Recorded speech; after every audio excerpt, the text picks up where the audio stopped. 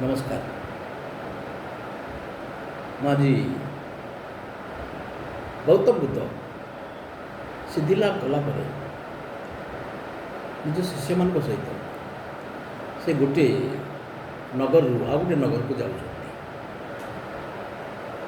ରାସ୍ତାରେ ତାଙ୍କୁ ଦେଖି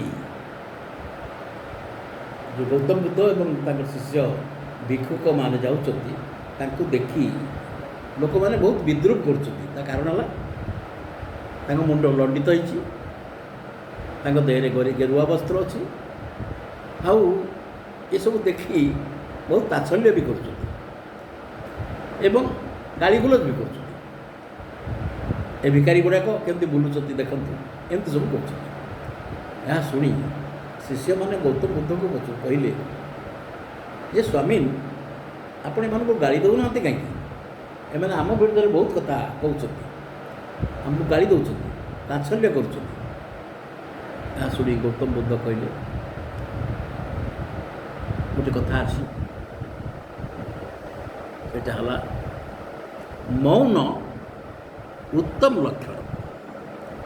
ଏଠି ମୁଁ କହୁଛି ଶୁଣ, ତୁମକୁ ଯଦି ଗୋଟିଏ ଲୋକ କିଛି ଉପହାର ଦେଉଛି, କିଛି ଗିଫ୍ଟ ଦେଉଛି, ତାହେଲେ ତୁମେ ସେଟାକୁ ଗ୍ରହଣ କରୁଛ ବା ଗ୍ରହଣ ନ କଲେ ଫେରାଇ ଦେଉଛ। ସେ କାହା ପାଖକୁ ଯାଉଛି? ଶିଷ୍ୟମାନେ କହିଲେ ନାହିଁ, ଆମ ପାଖକୁ ଫେରି ଯାଉଛି, ଯିଏ ଦେଉଛି ତା ପାଖକୁ ଫେରି ଯାଉଛି। ବାସ୍ ଠିକ୍ ସେମାନେ। ଏମାନେ ଯେଉଁ ଗାଳି ଗୁଲଜ କରୁଛନ୍ତି, ଆମେ ଯଦି ଗୁରୁତ୍ୱ ଦେବା ନାହିଁ ବା ଆମେ ଶୁଣିବା ନାହିଁ, ତାଙ୍କୁ ଯଦି ଉତ୍ତର ଦେବା ନାହିଁ, ସେଇ ଗାଳି ଗୁଲଜ ବା ତାଙ୍କ ତାଚ୍ଛଲ୍ୟ ବା ସେମାନେ ଯେଉଁ ଆମକୁ ବିଭିନ୍ନ ପ୍ରକାର ଯେଉଁ କୁଚ୍ଛାରଟ ଆମ ନାଁରେ କରୁଛନ୍ତି, ସେଇଟା ତାଙ୍କ ଦେହକୁ କରିଦେବେ।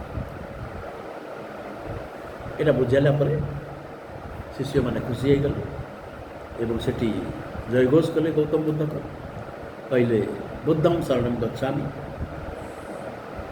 ସଂଘଂ ଶରଣଂ ଗଚ୍ଛାମି, ଧର୍ମଂ ଶରଣଂ ଗଚ୍ଛାମି, ଅହିଂସା ପରମୋ ଧର୍ମ କହି ପୁଣି ଆଗକୁ ବଢ଼ି ଚାଲିଲେ ଏବଂ ଗୌତମ ବୁଦ୍ଧଙ୍କ ଜୟଗାନ କଲେ। ବାସ୍